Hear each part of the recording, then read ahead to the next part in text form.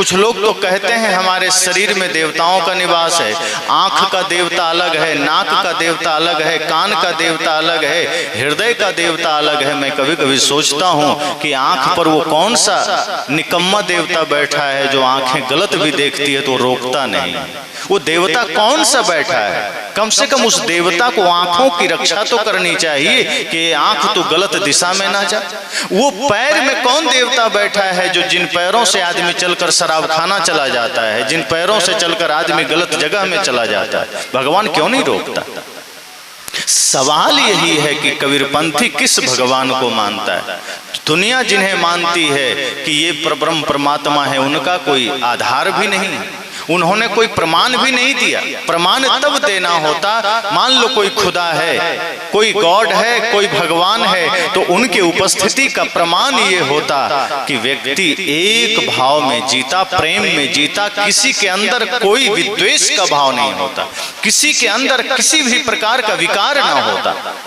एक भगवान अगर इच्छा कर ले कि मैं किसी को बुरा नहीं बनने दूंगा तो वो व्यक्ति बुरा कैसे बन जाएगा? भगवान की इच्छाओं के विरुद्ध जाकर के कोई बुरा बन सकता है? तो आदमी कहता है कि नहीं, भगवान पहले बुरा बनने देते हैं फिर संहार करते हैं। तो ये तो बड़ी मूर्खता वाली बात हो गई। अब आप रास्ते में आ रहे हैं, आप सही सलामत आ सकते हैं, लेकिन आपको पैर धोना है तो क्यों धोना है? गंदा है तभी तो धोना है। अब गंदा नहीं है तो जाकर के झूठे नाली में पैर डाल रहे हैं। अब नाली में डाल लिए अब धोना है, गोबर लगा लिए अब धोना है। अरे गोबर जब नहीं लगा है तो जबरदस्ती क्यों लगाना?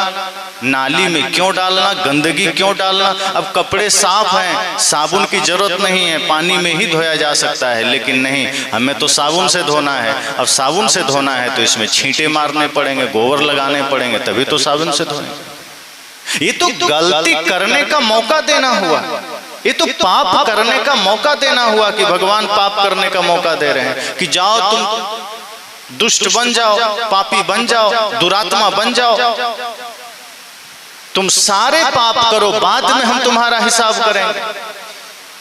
भगवान को चाहिए ये कि कोई आदमी अगर पाप के मार्ग पर जा रहा है तभी रोक दीजिए। माता पिता गुरु यही तो करते हैं। बच्चे अगर बिगड़ने को होते हैं तो माता पिता गुरु रोक देते हैं कि बेटा इस मार्ग पर मत जाना।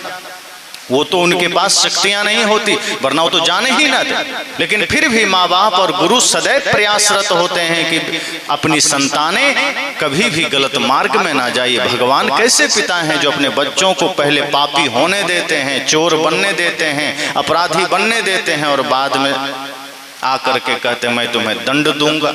रावण को इतना पाप क्यों करने दिए? कंस को इतना पाप क्यों करने दिए? हिरण्यकश्यप हिरण्याक्ष को इतना पाप क्यों करने दिए? वो चाहते तो रोक सकते थे। कभी कभी मैं सोचता हूं कि ये लोग, अच्छा हुआ अंगुलीमाल भगवान बुद्ध के पास आए, कहीं गलती से उस समय राम जी के पास चले जाते तो मार ही देते। वो तो भगवान बुद्ध के पास गए, उन्होंने सुधार दिया, कहा नहीं तुम सुधर सकते हो, तुम्हारे भीतर परिवर्तन हो सकता है। अच्छा हुआ रत्नाकर ऋषियों के पास गए, कहीं कृष्ण के पास चले जाते चक्र से गला ही काट देते कि तुम सुधर नहीं सकते। जो भगवान है उन्हें मारने की जरूरत क्या है? जो सर्वशक्तिमान है उन्हें हत्या करने की जरूरत क्या है? उनकी इच्छाओं के सामने, उनके संकल्पों के सामने किसी भी पापी की इच्छा इतनी विराट कैसे हो जाएगी? मान लो जो सर्वशक्तिमान है, एक ही शब्द में सर्वशक्तिमान का मतलब उसकी इच्छा, उसकी शक्ति, उसकी कल्पना से आगे कोई तृण मात्र नहीं है। तो कोई सामने वाला व्यक्ति उनकी इच्छाओं का अतिक्रमण करके, उनके इच्छाओं का दमन करके, इच्छाओं को रौंद करके कैसे पाप कर ले जा रहा है। और आज भी यही बात है, इस संसार में जितने भी पाप हो रहे हैं, अगर हम यह कहते हैं कि भगवान की इच्छा के बिना कुछ नहीं होता तो सारे पाप का जिम्मेदारी भगवान की होनी चाहिए, वो किसी आदमी की नहीं होनी चाहिए।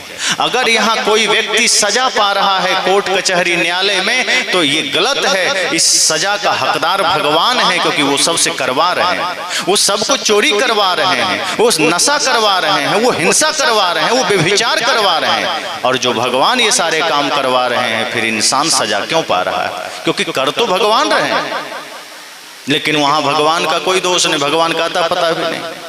ये न्यायालय में जो इंसान जेलों में बंद कर दिए जाते हैं मुकदमा सुना करके, फैसला सुना करके, उन न्यायालयों से कहना चाहिए कि आप गलत कर रहे हैं, आप राम जी को बुलाइए, कृष्ण जी को बुलाइए, अर्थात भगवान को, अल्लाह को, गॉड को बुलाइए। ये जो मुसलमान कहते हैं कि अल्लाह ही सब कुछ है, वही जो चाहता है होता है, उसकी इच्छा के बिना कुछ नहीं होता, तो ये जो सीरिया, इजराइल, गाजा और दुनिया भर के इस्लामिक कंट्री में इतने सारे पाप और विनाश हो रहे हैं, इसका जिम्मेदार तो खुदा का होना चाहिए। वो आकर के बोले कि इसका जिम्मेदारी मैं लेता हूँ। कई बार कुछ हादसे हो जाते हैं, उस विभाग का मंत्री आकर कहता है ना कि ये मेरी जिम्मेदारी, मैं इस्तीफा दे रहा हूँ। खुदा ने कभी आकर नहीं कहा कि जितने भी पाप धरती पर हो रहे हैं मैं जिम्मेदारी लेता हूँ, मैं इस्तीफा देता हूँ, आज के बाद मैं खुदा नहीं रहूंगा, दूसरे को चुना जाएगा। कहाँ ऐसा होता है? अता पता भी नहीं चलता, इतनी लड़ाइयाँ हो जाती है, झगड़े हो जाते हैं। सदगुरु कबीर कहते हैं कि आप जिस रूप में भगवान मानते हैं, हम लोग वैसा नहीं मानते। हम ऐसा मानते हैं कि इस धरती पर बाहर कोई भगवान नहीं है, ये प्रकृति ही एक नियम रूप में व्यवस्था है। यहाँ हम जो कुछ भी करते हैं वो फल हमें स्वतः मिलता है। ऐसा नहीं है कि हम अच्छा करेंगे तो भगवान फल देंगे, बुरा करेंगे तो भगवान फल देंगे। कर्म करने के समय भगवान रोक नहीं सकते हैं, तो कर्म हो जाने के बाद भगवान फल देने क्यों चले आएंगे? अगर कर्म करने के समय वो रोक सकते थे तो फल देने के समय भी हम मान लेते वो दे सकते हैं, लेकिन कर्म करने के समय कर्म करने दिया। आपने बुरा किया तब रोके नहीं, अब कर लिए तो भगवान फल देने आ गए। ये तो बिल्कुल बिना सिर पैर की बात हो गई। तो सदगुरु कबीर कहते हैं कि आप स्वयं नियंता हैं, और ये बात सिर्फ सदगुरु कबीर नहीं कहते हैं, श्री कृष्ण स्वयं कहते हैं। जो लोग कृष्ण को ठीक से समझते नहीं, वही उन्हें परब्रह्म परमात्मा बना देते हैं। वे कभी नहीं कहते कि सिर्फ मैं ही परमात्मा हूँ, वो उस भाव में कहते हैं कि इस धरती पर हर जीव परमात्मा है। और वे कहते हैं उपद्रष्टा अनुमंता च भर्ता भोक्ता महेश्वरः परमात्मेति चाप्युक्त देहेस्मिन् पुरुषः परः। वे कहते हैं कि यह जो आत्मा है ना, उपद्रष्टा, अनुमंता, भर्ता, भोक्ता, महेश्वरा, वो कहते हैं यही कर्म करने वाला है, यही कर्म का फल भोगने वाला है, यही परमात्मा है, यही महेश्वर है, सब कुछ यही है, नियंता भी यही। कृष्ण कहते हैं ये आत्मा ही सब कुछ करने वाला है, इस पर किसी की सत्ता नहीं है, इस पर कोई भगवान नहीं बैठा है। ये हम सिर्फ अपनी नासमझी के कारण कर्म अपना करते हैं, दोष भगवान को दे देते हैं। लोग कहते हैं ना, गुरुवर तेरी कृपा से सब काम हो रहा है, सब आप कर रहे हैं, मेरा नाम हो रहा है, भगवन तेरी कृपा से। आदमी श्रद्धावश कह देता है कि हे सदगुरु, हे भगवान, सब आप ही कर रहे हैं। अगर हम अच्छा करते हैं और उन श्रेय दे दें तो ठीक है, लेकिन आदमी बुरा करके भी कह देता है सब भगवान की इच्छा से हो रहा है। अब बुरा भी भगवान कर रहे हैं, फिर तो ये मूर्खता की बातें हो गई। अगर हमने कुछ किया और अपना श्रेय नहीं लेना है, गुरु भगवान के ऊपर छोड़ दिया, माता पिता को श्रेय दे दिया, मित्र को श्रेय दे दिया, पुत्र को श्रेय दे दिया, तो ये हमारी उदारता है, ये हमारी महानता हो सकती है। लेकिन नीच कर्म करते चले जा रहे हैं, हिंसा के कर्म करते चले जा रहे हैं और कह देते हैं हम कौन होते हैं करने वाले, सब भगवान जाने। आप देखना कभी कभी आप किसी को कहो कि सत्संग में चलो, तो आदमी क्या कहता है, अब किस्मत में होगा तो चलेंगे, भगवान की इच्छा होगी तो चलेंगे, भाग्य में होगा तो चलेंगे। अब उस आदमी को इतना समझ में नहीं आता कि सत्संग में जाने में कोई भगवान आपको रोकेगा। भाई आप मान लो आपकी इच्छा हो गई सत्संग में जाना है, तो कौन भगवान है कहेगा नहीं नहीं तू सत्संग में मत जा। लेकिन आदमी कहता है भगवान की इच्छा होगी तो चलेंगे। लेकिन वही आदमी उसी समय तंबाकू रगड़ के खा रहा होता है, तब नहीं कहता है भगवान की इच्छा होगी तब खाएंगे। वही आदमी उस समय शराब खाने की ओर जाने को तत्पर है, तब नहीं कहता है भगवान की इच्छा होगी तब शराब पिएंगे। दुनिया का सारा गलत काम आदमी करने को तैयार है, तब नहीं कहता है भगवान जब चाहेंगे तब करेंगे, भाग्य में होगा तब करेंगे। सारा पाप अपनी जिम्मेदारी में करता है, लेकिन धर्म करने का अवसर आ जाए, पुण्य परमार्थ करने का अवसर आ जाए, तब आदमी कहता है हम क्या हैं, कुछ नहीं, भगवान चाहेंगे तब होगा। मतलब भगवान आपको सत्संग से दूर रखना चाहते हैं, भगवान आपको धर्म से दूर रखना चाहते हैं, भगवान आपको सारे शुभ कर्मों से दूर रखना चाहते हैं, फिर वो भगवान नहीं, वो एक नंबर का शैतान होगा। जो भगवान आपको धर्म से दूर करे, जो भगवान आपको सत्य मार्ग से दूर करे, वो भगवान काहेगा। जो आपके गलत मार्ग में जाने पर रोके नहीं, जो आपके शराब पीने पर रोके नहीं, जो आपके हिंसा करने पर रोके नहीं, वो भगवान नहीं हो सकता। या तो फिर ये कहना बंद कर दीजिए कि सत्संग में जाना है तो भगवान की मर्जी होगी तो जाएंगे। जिस दिन सत्संग का अवसर लगे, जिस दिन धर्म करने का अवसर लगे, जिस दिन पुण्य परमार्थ करने का अवसर लगे, यह संकल्प लीजिए कि बाहरी 1000 काम छोड़ देंगे, पहला धर्म मेरा यही बनता है, मैं ये कर लेता हूँ। क्योंकि यह कर्म सीधे हमारे अंतर मन से, आत्मा से जुड़ा है। बाह्य कर्म हमारे शरीर से जुड़ा है। बाहर जो कुछ भी हम करेंगे उसका जुड़ाव शरीर से है, शरीर को फायदा या नुकसान होगा। लेकिन अगर हमने धर्म का काम छोड़ दिया तो ये सीधे आपका नुकसान है, आत्मा का नुकसान है। इसलिए अगर परमार्थ का अवसर लग जाए, कभी धर्म का अवसर लग जाए, तो कल पर मत टाल देना। मैंने प्रथम सत्र में कहा था कि सदगुरु कबीर ने कहा कि काल करे सो आज कर, आज ही कर लेना, इसी क्षण कर लेना।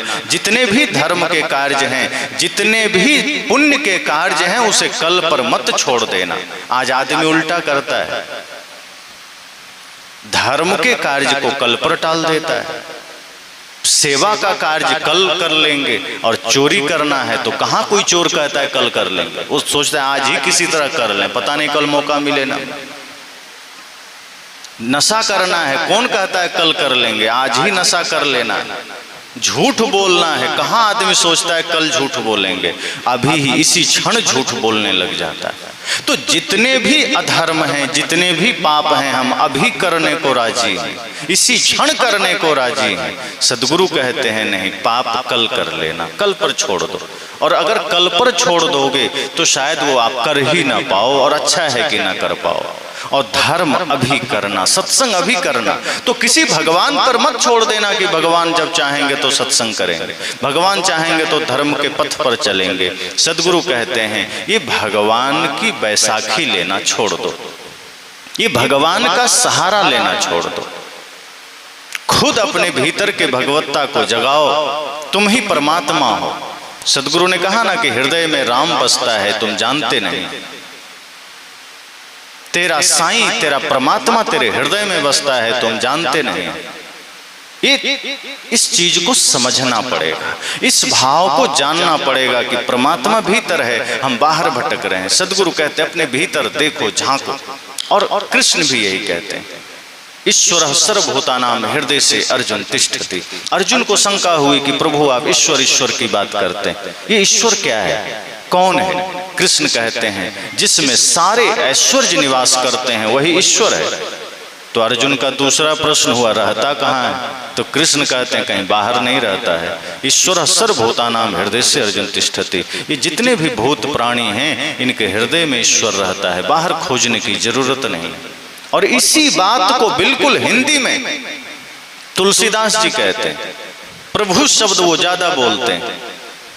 तो लोगों ने कहा कि बाबा आप तो प्रभु शब्द बोलते हैं, ये प्रभु क्या है?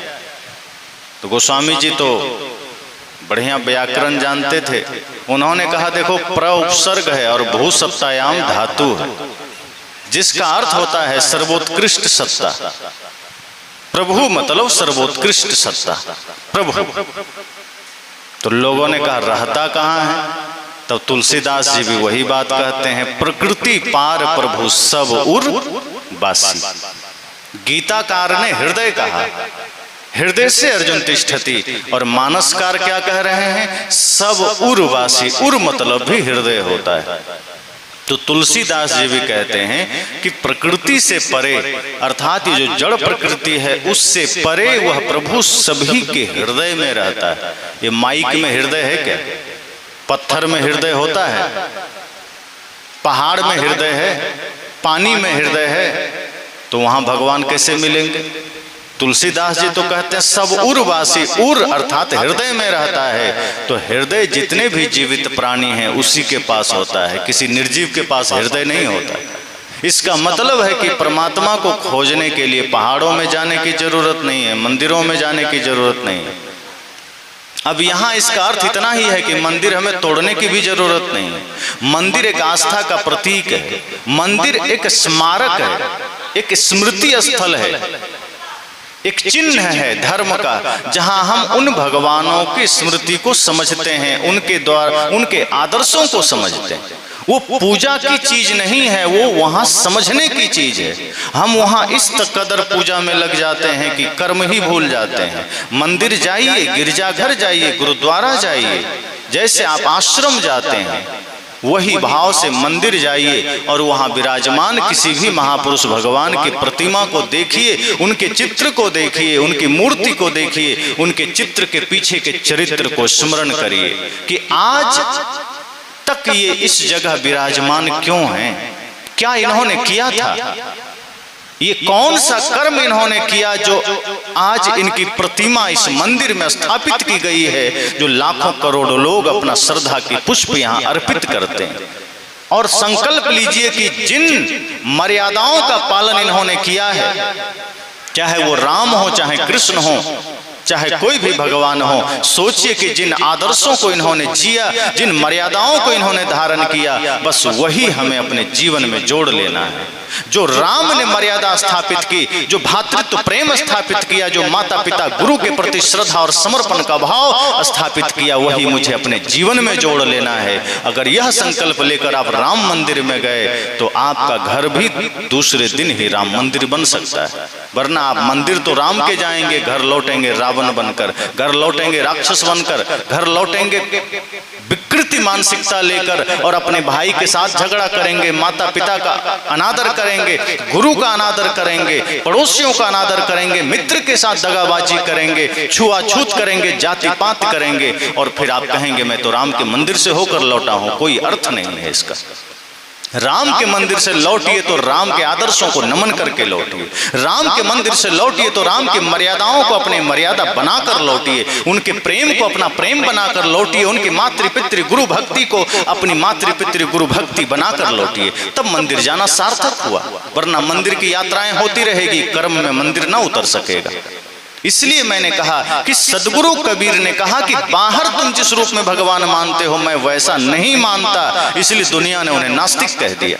वे कहते हैं मैं सबके हृदय में भगवान मानता हूं, इसलिए सबसे बड़े आस्तिक सदगुरु कबीर साहब हैं, क्योंकि वो जैसा है वैसा मानते हैं, वो कल्पनाओं में नहीं जीते हैं, वे यथार्थ में जीते हैं। वे कहते हैं कि मैं यथार्थ बात करता हूं, मैं जैसा है वैसा कहता हूं, जो है वैसा कहता हूं, सबके घट में परमात्मा है, मैं ऐसा मानता हूं, ऐसा है भी। और इसलिए मेरी नजर में माता पिता गुरु ही भगवान हैं, अर्थात जितने भी जीव हैं उनके भीतर परमात्मा है, सब भगवान का स्वरूप है, सबके साथ प्रेम करो। इसलिए सदगुरु कबीर की करुणा विराट है। वे एक व्यक्ति, दो व्यक्ति, 100 व्यक्ति, 50 व्यक्ति, 1000 व्यक्ति तक सीमित नहीं है। वे तो कहते हैं मैं रोवूं इस जगत को, मोको रोवे ना कोई। अब सोचो, ये छोटी बात नहीं है, सुनने में छोटी लगती कि मैं रोवूं इस जगत को। कौन ऐसा होगा जो पूरे जगत को रोएगा? किसके भीतर इतना सामर्थ्य है? कोई अपने बेटा के लिए रोता है, कोई बेटी के लिए, कोई पत्नी के लिए, कोई पति के लिए, कोई माँ के लिए, कोई पिता के लिए, कोई किसी से प्रेम करता है, प्रेमी प्रेमिका के लिए, कोई धन के लिए, कोई पद के लिए। सदगुरु कबीर कहते हैं नहीं, इन सारे दायरों से मैं ऊपर हूं, मैं जगत के लिए रोता हूं। मेरी चिंता सिर्फ मेरी चिंता शरीर के लिए नहीं है, मेरे व्यक्तिगत स्वार्थ के लिए नहीं है, मेरी चिंता जगत के लिए है, मेरा भाव जगत के लिए, मेरा प्रेम जगत के लिए, मेरी करुणा जगत के लिए, मैं जगत के लिए सोचता हूं। किसी की करुणा इतनी विराट हो सकती है, जो एक छोटे से जीव को लेकर के बड़े से बड़े जीव के लिए उतनी ही करुणा हो, एक साधारण मनुष्य से लेकर बड़े बड़े राजा महाराजा के लिए उतनी ही करुणा हो। तो सदगुरु कबीर कहते हैं बाहर कोई भगवान नहीं और कोई आज तक सिद्ध नहीं कर पाया। जब ऐसी बातें आती, कई लोग कहते हैं भगवान लीला कर रहे हैं इसलिए वो अभी कलयुग में नहीं आ रहे। सतयुग में आए थे 4 बार, त्रेता में आए थे 3 बार, द्वापर में आए थे 2 बार, कलयुग में अभी एक भी बार नहीं आए।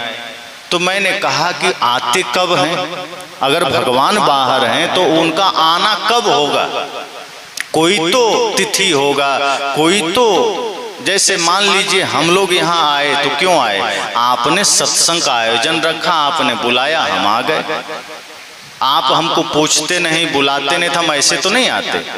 हमें क्या पता कि यहाँ सत्संग होना है, कैसे आते, जानकारी ही नहीं मिलती। आपने सूचना दिया, हम आ गए। तो भगवान कब आएंगे? सूचना देना पड़ेगा कि खुद से देखेंगे कि मेरी जरूरत है, कब आएंगे? तो लोग उदाहरण दे देते हैं, यदा यदा हि धर्मस्य ग्लानिर्भवति भारत अभ्युत्थानम धर्मस्य तदात्मानं सृजाम्यहम् परित्राणाय साधूनां विनाशाय च दुष्कृतां धर्म संस्थापनार्थाय संभवामि युगे युगे। या फिर तुलसीदास जी की वाणी कह देते हैं, जब जब होए धर्म की हानि। बात वही है कि जब धरती पर पाप बढ़ जाएगा, जब धरती पर अत्याचार बढ़ जाएगा, जब धरती पर अनाचार बढ़ जाएगा, संपूर्ण रूप से चारों ओर पाप ही पाप होगा, भगवान का आगमन हो जाएगा। तब मैं तुरंत सवाल करता हूं कि सतयुग में तो कहा गया चारों चरण पुण्य से भरा था, तो 4 भगवान क्यों आए? क्योंकि भगवान धरती पर आते हैं पाप बढ़ने पर। सतयुग में कौन सा पाप था? क्योंकि कहा गया सतयुग चारों चरण पुण्य से भरा हुआ है। तो जब सतयुग चारों चरण पुण्य से भरा है तो भगवान क्यों आ गए? क्या जरूरत पड़ गई? उसके बाद त्रेता में 3 चरण पुण्य है, 1 चरण पाप है, तो 1 भगवान को आना चाहिए, 3 आ गए। या तो उस समय काम कम रहा होगा, खाली बैठे होंगे, चलो चलते हैं, चल दिए, तो 3 भगवान आ गए। सतयुग में 4 आए, कौन कौन? मच्छ, कच्छ, बराह और नरसिंह। ये 4 भगवान कब आए? सतयुग में आए। और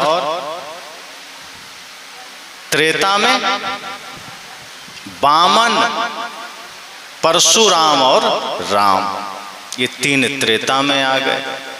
अब द्वापर का मामला थोड़ा ठीक जचता है। उसमें कहते हैं कि 2 चरण पुण्य है, 2 चरण पाप है, तो कृष्ण बलराम को अवतार मानते हैं कि 2 आ गए, बात समझ में आती है। एकदम मामला गणित में फिट है कि ठीक है कृष्ण बलराम उस समय आए, क्योंकि 2 पाप है, 2 पुण्य है। पर कलयुग तो चारों चरण पाप से भरा हुआ है, अब तक भगवान क्यों नहीं आए? तो लोगों ने कहा कि जब उनके भक्त संकट में होते हैं तब भगवान आते हैं। तो कितने बार हमारे देश में संकट आए हैं, कभी जगन्नाथपुरी में, कभी द्वारिकापुरी में, कभी केदारनाथ में, कभी बद्रीनाथ में, कभी अयोध्या धाम में कितने संकट आए हैं। कभी अमरनाथ यात्रा में कितने हमले हुए, कितने बार बम फोड़े गए, भगवान नहीं आए। चलो ये तो छोटी बात है, 10, 20, 50 आदमी की बात है। भगवान प्रहलाद के लिए आ गए। कभी कभी मैं सोचता हूँ भगवान भी सच में लगता है एकदम भारत से मुंह मोड़ लिए।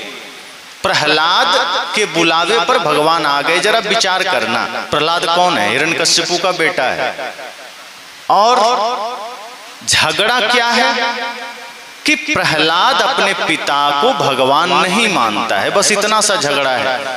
और उसका पिता कहता है कि नहीं तुम मुझे भगवान मान, तुम विष्णु को मत मानो। वो कहता है नहीं मैं विष्णु को भगवान मानूंगा, वही मेरे आराध्य हैं, नारायण ही मेरे भगवान है।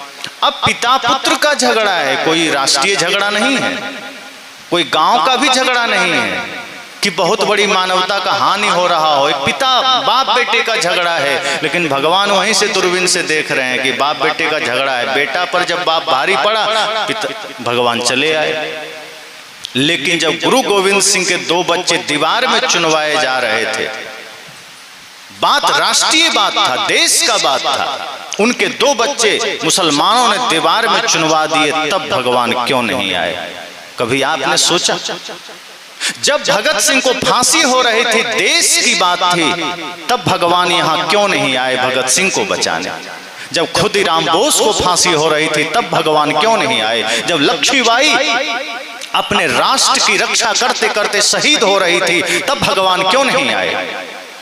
जब उधम सिंह जनरल डायर से बदला लेने के लिए जो जलियांवाला बाग हुआ था हत्याकांड, जनरल डायर ने निहत्थे भारतीयों पर गोलियां चलवा दी थी, उस समय उधम सिंह बच्चे थे, उन्होंने उस घटना को देखा था, उनके भीतर एक आग लगी थी कि मां भारती का अगर मैं सच्चा सपूत हूं तो इस जनरल डायर को मैं मारूंगा। लेकिन जनरल डायर का तबादला हो गया, वो वापस ब्रिटेन चला गया, लंदन चला गया, लेकिन उधम सिंह ने अपना हिम्मत नहीं खोया, पानी के जहाज से लंदन चले गए और वहां होटलों में काम करके हथियार इकट्ठा किया और वो भारत मां का सच्चा सपूत लंदन में जाके जनरल डायर को मारा। उन्हें बचाने भगवान क्यों नहीं आए? आए दिन आज हमारे देश की सीमा पर जवान खड़े होकर देश की रक्षा के लिए खड़े हैं, लेकिन कभी भी कोई गोली उन्हें शहीद कर जाता है, उनकी रक्षा के लिए कोई भगवान क्यों नहीं आए? ये व्यक्तिगत झगड़ों में भगवान बड़ा रुचि रखते थे, बाप बेटे का झगड़ा हो, परिवार का झगड़ा हो, बड़ा इंटरेस्ट लेते थे कि दौड़ के चले आते थे, कहीं भी कुछ हो दौड़ के चले आते थे, खंभा फोड़ के भगवान आ गए। लेकिन दीवार फोड़कर भगवान क्यों नहीं आए? फांसी का फंदा तोड़कर भगवान क्यों नहीं आए? हमारे 7 लाख वीरों ने शहादत दी इस देश के लिए, उन्हें बचाने के लिए भगवान क्यों नहीं आए? तब मैं पूछता हूं लोगों से, तो कहते हैं तो भगवान की लीला जब आए तब आए, जब आए तब आए, ये क्या मजाक है? सदगुरु कहते हैं मैं ऐसे भगवान को नहीं मानता। और सच तो यह है कि भगत सिंह जब फांसी के तख्त पर जा रहे थे तो देशवासियों को संदेश देकर गए थे। क्या संदेश देकर गए थे? कर चले हम फिदा जाने तन साथियों, अब तुम्हारे हवाले वतन साथियों। उन्होंने ये नहीं कहा कि अब हनुमान जी के हवाले वतन साथियों, उन्होंने ये नहीं कहा कि अब राम जी के हवाले वतन साथियों, अब शिव जी के हवाले वतन साथियों। उन्होंने जाना, और भगत सिंह ने इसलिए कहा मैं नास्तिक हूं। लोगों ने उन्हें कहा कि तुम भगवान क्यों नहीं मानते? भगत सिंह ने कहा 800 साल मुगलों ने इस देश को गुलाम बना के रखा, भगवान कहाँ थे? और अभी अंग्रेजों के भयंकर दास्ता को हम झेल रहे हैं, हमारे लाखों लोग मारे जा रहे हैं, भगवान कहाँ है? क्यों नहीं आता? तो क्या भगवान अच्छे में ही आएंगे? आज देश संकट में है, भगवान कहाँ है? भगत सिंह ने कहा इसलिए मैं भगवान को मानता ही नहीं। इसलिए उन्होंने कहा कि अब तुम्हारे हवाले वतन साथियों। और वे कहते हैं कि मेरे देशवासियों, हाथ जोड़कर भगवान के भरोसे मत बैठ जाना, वरना स्थिति फिर बिगड़ सकती है। अगर हाथ जोड़कर भगवान के भरोसे बैठ गए तो बहुत पीछे चले जाओगे, और वैसे भी हमारा देश बहुत पीछे चला गया।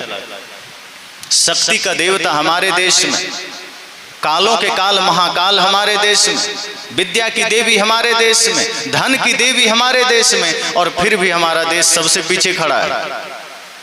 जिस अमेरिका में कोई लक्ष्मी की पूजा नहीं होती, वो दुनिया का पावरफुल देश बना हुआ है।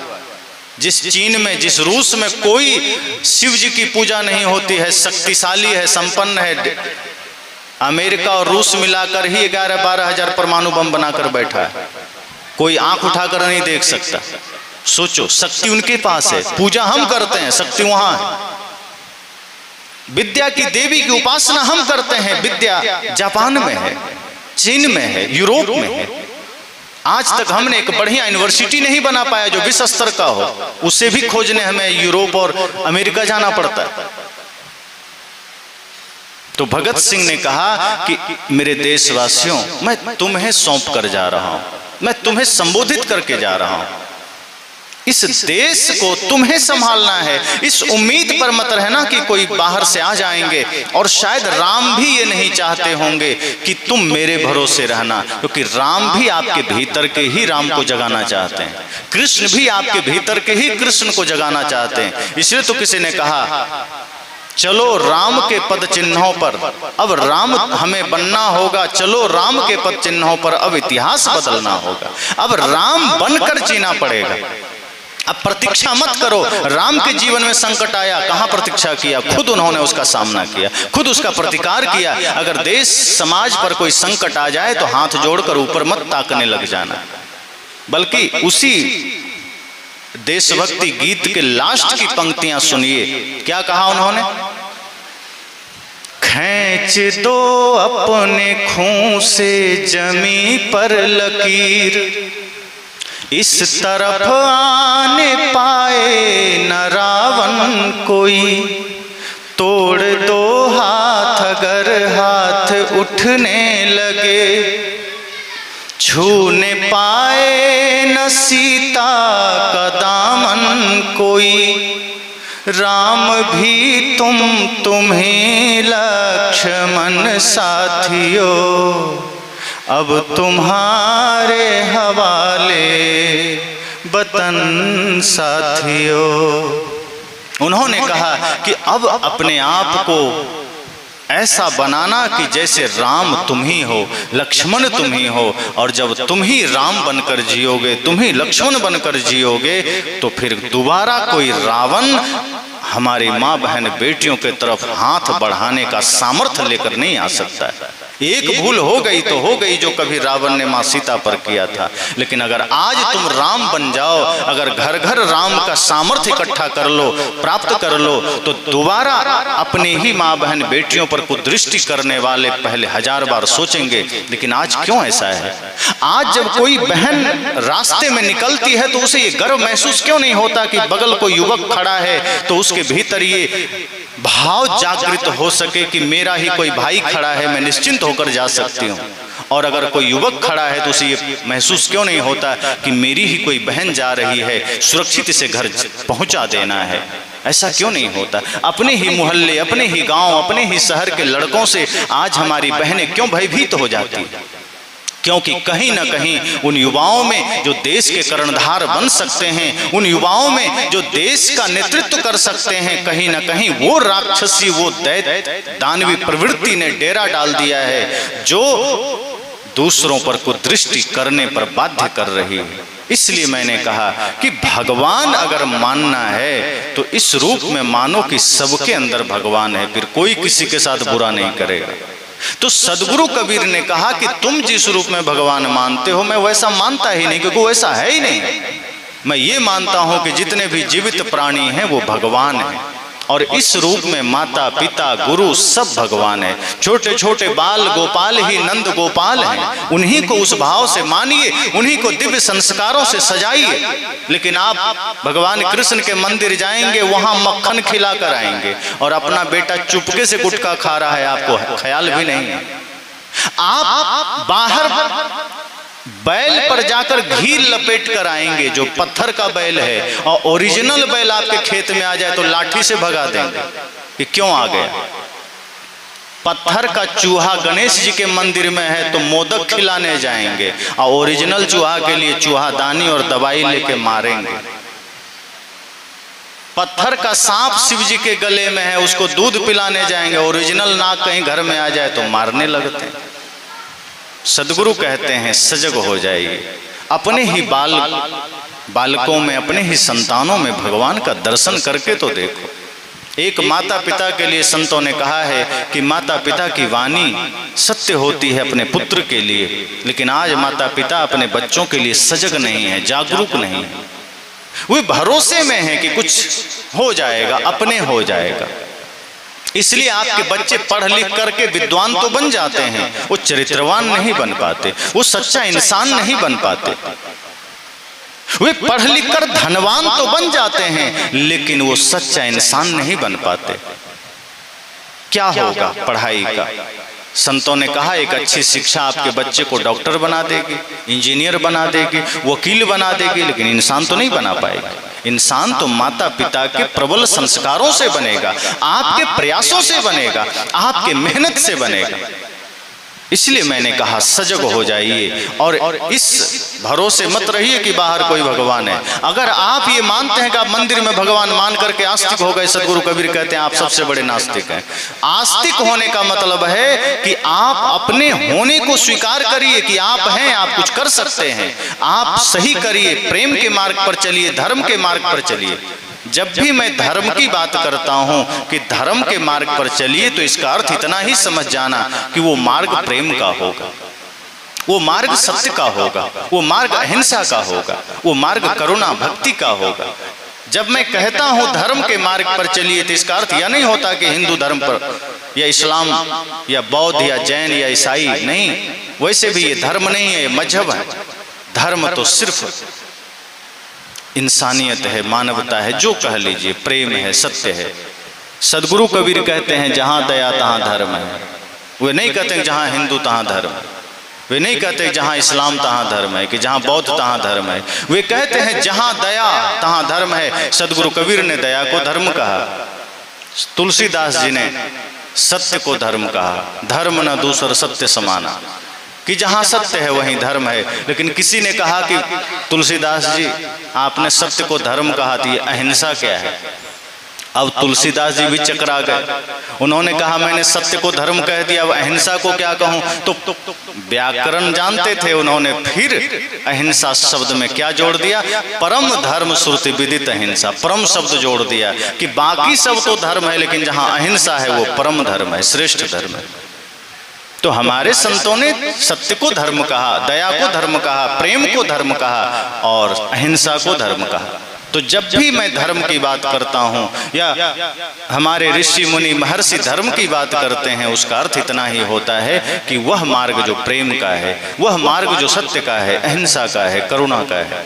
तो अगर हम प्रेम के मार्ग पर हैं, सत्य के मार्ग पर हैं, तो हम धार्मिक हैं। हम कबीरपंथी चिन्ह लगा लेने से, हम रामानंदी चिन्ह लगा लेने से, हम वैष्णव चिन्ह लगा लेने से, शैव चिन्ह लगा लेने से, अब जैसे कोई ईसाई है, पादरी उनके होते हैं, वो अपना चिन्ह रखते हैं। हम लोग कबीरपंथी संत हैं, तो कबीरपंथ की पहचान है सफेद कपड़ा पहनना। हालांकि ये जैन धर्म में भी है, जैन संत भी पहनते हैं, अन्य भी कुछ पहनते हैं। लेकिन यह वस्त्र क्या पहचान है? वस्त्र हमारा परिचय है। सदगुरु कहते हैं ज्ञान आपका परिचय है। वेश देख मत भूलिए, बूझ लीजिए ज्ञान, बिना कसौटी होत नहीं कंचन की पहचान। किसी भी व्यक्ति की पहचान उसके कर्म से है, उसके ज्ञान से है, उसके व्यक्तित्व से है। तो सदगुरु कहते हैं आप अपने व्यक्तित्व को निखारिए, तब समझना कि आपने अपना कर्तव्य पूरा किया। जब माता पिता योग्य होंगे, उनका व्यक्तित्व निखरेगा, उनका जीवन पवित्र बनेगा, तो वही आदर्श उनके संतानों में उतरेगा। और जब आपके संतान भी आदर्शवान होंगे, आपकी संतानें भी चरित्रवान होंगे, इंसान बनेंगे, तब आपका कर्तव्य पूरा हो सकता है। और फिर आपने कुछ किया। अगर आप हाथ पर हाथ धरे बैठे रह गए कि प्रभु कृपा करना, कि बेटे को योग्य बना देना, तो प्रभु कृपा नहीं करेंगे। क्योंकि जिन प्रभु से आप आशीर्वाद मांग रहे हैं, उन्हें खुद वन में जाकर के बहुत मेहनत करनी पड़ी थी। जिस कृष्ण से आप कृपा मांग रहे हैं, उन्हें खुद जीवन भर बहुत संघर्ष करना पड़ा था। वे कृष्ण संघर्ष करके ये प्रेरणा हमें देते हैं कि तुम्हें भी करना पड़ेगा। अगर तुम प्यासे हो तो तुम्हें भी कुआं तक जाना पड़ेगा, तुम अगर दुख में हो तो तुम्हें भी डॉक्टर के पास जाना पड़ेगा। ये बैठकर कुछ नहीं होता। तो सदगुरु कबीर कहते हैं कि नास्तिक वो है जो सत्य को अस्वीकार करता है, जो पत्थर में तो भगवान मानता है लेकिन जिंदा में भगवान नहीं मानता, वो एक नंबर का नास्तिक है। और आस्तिक वह है जो सत्य मानता है, जो समस्त जीवों में परमात्मा को देखता है, जो सभी प्राणियों में भगवान को देखता है, जो माता पिता गुरु का सम्मान करता है। समझना उसी में वही नास्तिक नहीं बल्कि आस्तिक है। और आप देखें ज्यादातर यही चलता है कि जो आदमी इस धरती पर न्याय दर्शन को मानता है, योग दर्शन को मानता है, मीमांसा दर्शन को मानता है, वैशेषिक दर्शन को मानता है, या फिर वेदांत दर्शन को मानता है, वही सिर्फ आस्तिक है। अब उस दर्शन को मान करके क्या मिल जाएगा? अगर हम किताब पढ़ते हैं और किताब के अनुसार जीवन नहीं है, मान लीजिए वेद की बात कर रहे हैं, वेद का ही सब बाद का अंग है वेदांत, तो वेद अगर हम मान रहे हैं तो वेद का मुख्य वाक्य क्या है? अहं ब्रह्मास्मि, तत्त्वमसि, अयम आत्मा ब्रह्म, प्रज्ञानम ब्रह्म, ये 4 महावाक्य वेद के हैं। कितने लोग मानते हैं? तो जो वेद पढ़ रहे हैं वो भी नहीं मान रहे हैं। अहं ब्रह्मास्मि मतलब वेद के ऋषि कहते हैं कि आत्मा ही ब्रह्म है, अर्थात मैं ही ब्रह्म हूँ। लोगों ने कहा फिर हम लोग कौन हैं? तो ऋषि कहते हैं तत्त्वमसि, तुम भी वही हो, कोई फर्क नहीं। तो एक आदमी ने कहा कि ये ऐसा कैसे हो सकता है? हम तो साधारण जीव हैं, परमात्मा कैसे हो सकते हैं? और परमात्मा है तो हमारे जीवन में दुख क्यों है? तो दुख हमारे कर्मों के वजह से है। अगर हम कर्म पवित्र कर लेंगे तो भीतर का परमात्मा भाव जाग जाएगा।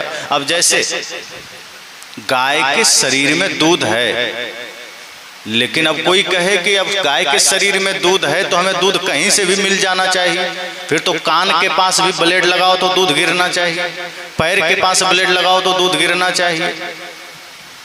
थन से ही दूध क्यों आता है? और थन में भी ब्लेड मार दो तो दूध नहीं आएगा, खून आएगा। तो दुहने से ही दूध क्यों आता है? इसी तरह मेहंदी के पत्ते में लाल रंग है, लेकिन तोड़ तोड़ के देखो तो कहीं लाल दिखेगा नहीं। तो इसी तरह आदमी कहता है अगर हम ही परमात्मा हैं, हमारे भीतर परमात्मा है, तो हम दुखी क्यों हैं? तो दुखी हम अपने कर्मों के वजह से हैं। जैसे मेहंदी के पत्ते को पाट पर पिसा जाता है, हम भी इसी तरह से ज्ञान के शिला पर जब अपने मन को पीसते हैं, बार बार पीसते हैं, और जब हम पर ज्ञान का, प्रेम का, भक्ति का रंग चढ़ता है, तब यह आत्मा परमात्मा रूप में जागृत होता है। और जब परमात्मा रूप में जागृत होता है तो सारे दुख मिट जाते हैं। लेकिन जब तक हम तपस्या नहीं करेंगे, ध्यान नहीं करेंगे तो कैसे होगा? अब कोई विद्यार्थी पढ़ रहा है, मान लीजिए आपके बगल में किसी कॉलेज में या विश्वविद्यालय में पढ़ रहा है। अब जब पढ़ रहा है तो क्या है? छात्र है, विद्यार्थी है। अब उसका नाम राम है, वो पढ़ रहा है, वो विद्यार्थी है। अब 2-4-5 साल के बाद पढ़ करके वो प्रोफेसर हो गया। अब कोई आदमी अब जाए कि राम नाम का विद्यार्थी से मैं मिलना चाहता हूं, तो मिलेगा वहां? राम नाम का विद्यार्थी नहीं मिलेगा। तब क्या परिचय देना होगा? अब वो कहे कि मैं राम नाम के विद्यार्थी से मिलना चाहता हूं, तो वहां के लोग क्या कहेंगे कि यहाँ राम नाम का कोई विद्यार्थी नहीं है, हाँ राम नाम का प्रोफेसर है। तो वो आदमी कहे नहीं नहीं, प्रोफेसर से हमें नहीं मिलना है, हम तो विद्यार्थी से मिलना चाहते हैं। तो आदमी कहेगा विद्यार्थी है ही नहीं, लौट जाओ, अब यहाँ प्रोफेसर है राम नाम। तब अगर वो चला भी जाएगा तब क्या कहेगा कि भैया तुम तो 5 साल पहले विद्यार्थी थे, प्रोफेसर अब तुम्हारे नाम में जुड़ गया। अगर वो प्रोफेसर सुनकर लौट जाएगा तो मिल पाएगा क्या? नहीं मिल पाएगा। ऐसे ही जब जीव साधारण कर्म में होता है तो ये जीव है। जब आत्मा साधारण कर्म में है, मोह माया में ग्रसित है, दुख में है, तो आत्मा है, लेकिन ध्यान के द्वारा, ज्ञान के द्वारा, साधना के द्वारा अपने मनोविकारों को दूर कर लेता है, अपने भीतर के कचड़े को मिटा देता है, समस्त रूप से मन को निर्मल कर लेता है, वचन को निर्मल कर लेता है, तो उसी आत्मा पर परमात्मा की डिग्री उतर जाती है। जैसे राम नाम के विद्यार्थी पर प्रोफेसर की डिग्री उतर गई। आदमी 2 नहीं है, आदमी वही है, पहले वही विद्यार्थी था, लेकिन पढ़ा लिखा तो वही आदमी अब प्रोफेसर हो गया, अब विद्यार्थी खत्म हो गया। इसी तरह से जब हम तप त्याग ध्यान साधना करते हैं तो हमारे भीतर ही परमात्मा का भाव उतर आता है। अर्थात परमात्मा मतलब जो अपने को जान लिया, चमत्कार दिखाने वाला नहीं कि कुछ भी चमत्कार दिखा दिया। चमत्कार तो जादूगर भी दिखा देते हैं, हाथ हिलाया रसगुल्ला आ गया, पैसे आ गए। कई जादूगर आपको मिलेंगे, कई ऐसे बाबा भी मिल जाएंगे जो हाथ हिलाएंगे तो नोट दिखा देंगे कि 500, 1000, 2000, 1000 के तो बंद हो गए, 2000 के नोट भी बंद हो गए, 500 के नोट ले आएंगे, 100 के नोट ले आएंगे, 200 के नोट ले आएंगे। अगर कोई बाबा इतने सारे नोट हाथ हिलाकर ला सकते थे तो रिजर्व बैंक तो उनके घर में होना चाहिए, क्योंकि सारे नोट वो छाप सकते थे, सब कुछ कर सकते थे। लेकिन नहीं, उतना दिखा करके वो भी कह रहे हैं कि 500 रुपये हमको दे दो, 1000 दे दो। जब तुम खुद ही 1500 छाप रहे हो, फिर दूसरों से तुम दिखाने का पैसा क्यों ले रहे हो? तो चमत्कार दिखाने वाले हम ऐसे हैं जो थोड़ा कोई चमत्कार दिखा दिया भीड़ खड़ी कर देते हैं। इस धरा पर ऐसे भी लोग हैं जो थोड़ा भविष्य वक्ता बन गए, थोड़ा सा आपकी कुंडली पढ़ लिए, कुछ दो चार पॉइंट रख दिए, हम वहाँ बाबा बाबा करते पहुँच जाते हैं। कुछ ऐसे भी है जो कहते हैं तुम्हारे बच्चों को पढ़ने की जरूरत नहीं है, बेल पत्र में शहद लगाओ, शिवलिंग में चिपका दो, बेटा पास हो जाएगा। अब बेचारा उनका ही बेटा फेल हो गया। तो ऐसे भी लोग हैं जो कर्म से आपको मुख मोड़ देते हैं। कर्म करने की जरूरत नहीं है, धर्म करने की जरूरत नहीं है। तो इन मूर्खताओं से ऊपर उठना है। सदगुरु कबीर यही चाहते हैं, यही करना हमें सिखाते हैं। तो मैंने कहा नास्तिक वह है जो सत्य स्वीकार नहीं करता। सब घट मेरो साइयां, जो इस भाव को जानता है वही आस्तिक है।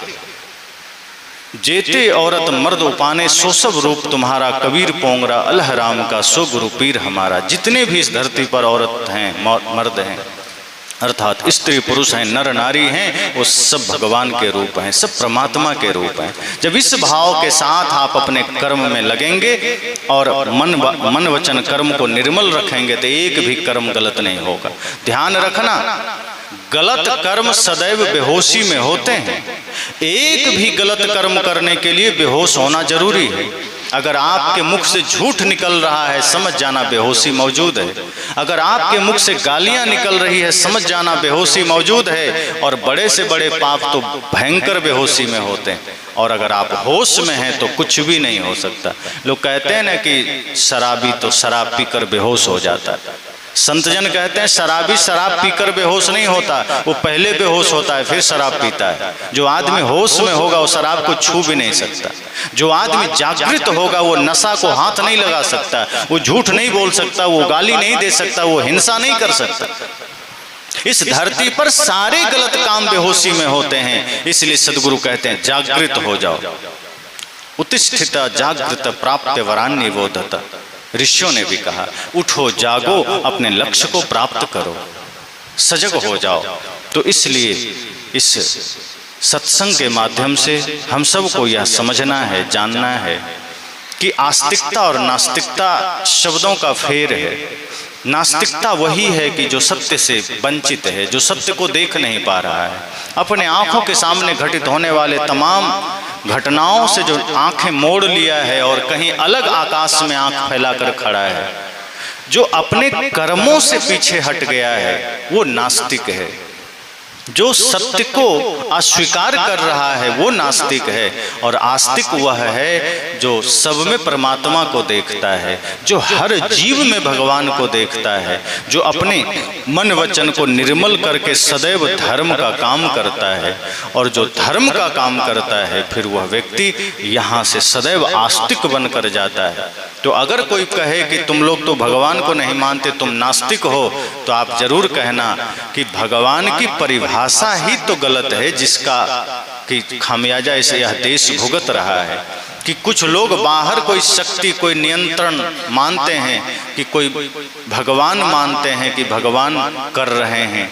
लेकिन सत्य तो ये है कि वैसा कोई भी भगवान, वैसी कोई भी शक्ति बाहर नहीं है। वो होते तो आज भी केदारनाथ जाने में एक हेलीकॉप्टर क्रैश हो गया, रेल दुर्घटना हो जाती है, प्लेन दुर्घटना हो जाती है, भीड़ में इतने भगदड़ हो जाते हैं, महाकुंभ में भगदड़ हो जाते हैं।